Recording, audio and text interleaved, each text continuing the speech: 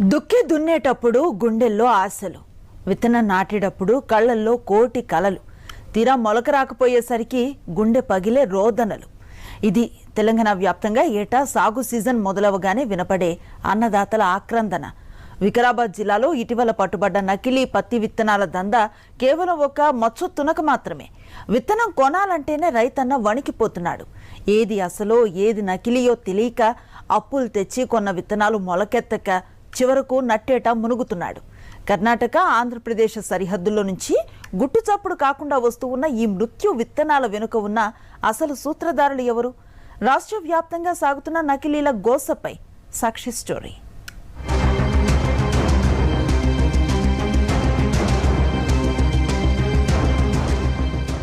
తెలంగాణలో ఖరీఫ్ సీజన్ ఊపందుకుంటున్న వేళ నకిలీ విత్తన ముఠాలు కోరలు చాస్తున్నాయి.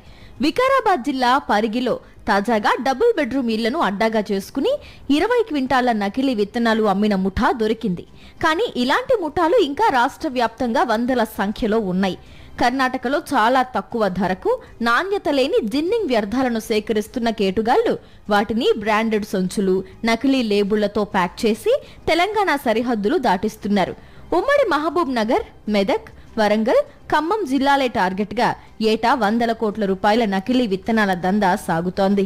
దాదాపు చాలా రోజు నుంచి ఈ పాలిష్డ్ అయిన మెటీరియల్స్ జస్ట్ జిండ్ అంటే ఈ కాటన్ తీసిన తర్వాత ఈ సీడ్స్ ఏదైతే ఉన్నాయో దానికి తీసేసి పాలిష్ చేసి కలర్ చేసి మన పూర్ ఫార్మర్స్ కి చాలా కృషి చేస్తున్నారు, ఫార్మర్స్ కి అమ్మేస్తున్నారు. ఇప్పటివరకు ఎంక్వైరీ పరంగా ఈ స్పూరియస్ సీడ్స్ జిండ్ కాటన్ మిల్ నుంచి నకిలీ కాటన్ సీడ్స్ తీసుకొని దానికి పాలిష్ చేసి వాళ్ళు లోకలీ సప్లై చేస్తారు. 20 క్వింటల్స్ ఇప్పటివరకు సీజ్ చేయడం జరిగింది. ఇంకా కూడా లింక్స్ ఇన్వెస్టిగేట్ చేయడం జరుగుతుంది. నకిలీ విత్తనాలు విక్రయిస్తే పీడీ యాక్ట్ పెడతామని అధికారులు ప్రతి ఏటా హెచ్చరిస్తూనే ఉన్నారు. కానీ క్షేత్రస్థాయిలో పరిస్థితి భిన్నంగా ఉంది. వ్యవసాయ శాఖ టాస్క్ ఫోర్స్ సంయుక్తంగా నిఘా పెట్టడంలో వైఫల్యం చెందడం కారణంగా నకిలీ ముఠాలు రెచ్చిపోతున్నాయన్న విమర్శలు వస్తున్నాయి. విత్తన దుకాణాల్లో రెగ్యులర్ గా తనిఖీలు జరగకపోవడం, ల్యాబ్ రిపోర్ట్లు వచ్చేసరికి కాలం గడిచిపోతూ ఉండటంతో కల్తీ రాయుళ్లు రెచ్చిపోతున్నారు.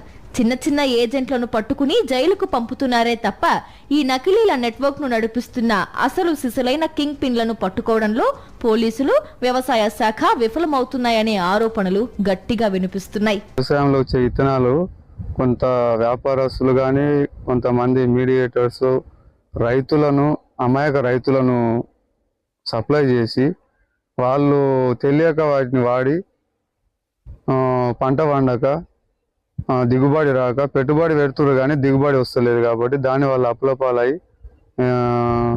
ఆత్మహత్యలకు పాల్పడుతున్నారు.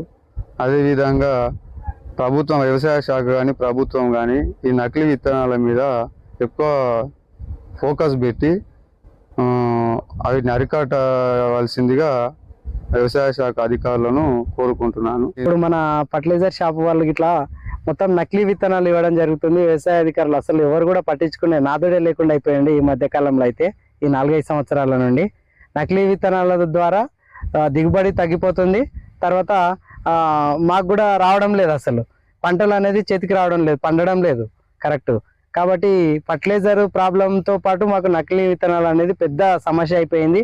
ఆ నకిలీ విత్తనాలు విత్తడం ద్వారా మేము పెట్టుబడి కరెక్టే పెడుతున్నాం, దానికి దీనికి కూడా సేమ్ ఉంటుంది. కానీ నకిలీ విత్తనాల ద్వారా మేము పూర్తిగా లాస్ అయిపోతున్నాం. ప్రభుత్వాలు దీనిపైన చొరవ తీసుకోవాలి. వికారాబాద్ జిల్లా పరిగి ఘటన కేవలం ఒక హెచ్చరిక మాత్రమే. వర్షాలు పడి రైతు విత్తనం నాటక ముందే క్షేత్రస్థాయిలో ప్రతి మండలం, ప్రతి గ్రామంపై ప్రత్యేక నిఘా పెట్టాల్సిన అవసరం ఉంది. నకిలీ విత్తనం అమ్మితే సదరు డీలర్ లైసెన్స్ రద్దు చేయడంతో పాటు ఆ విత్తనాల వల్ల నష్టపోయిన రైతుకు సదరు కంపెనీల నుంచే నష్టపరిహారం ఇప్పించేలా కఠినమైన చట్టాన్ని అమలు చేయాలి. అప్పుడే అన్నదాతకు నిజమైన భరోసా దక్కుతుంది. లేదంటే నకిలీల వేట కాగితాలకే పరిమితమై రైతు గోస నిరంతర ప్రక్రియగా మిగిలిపోక తప్పదు.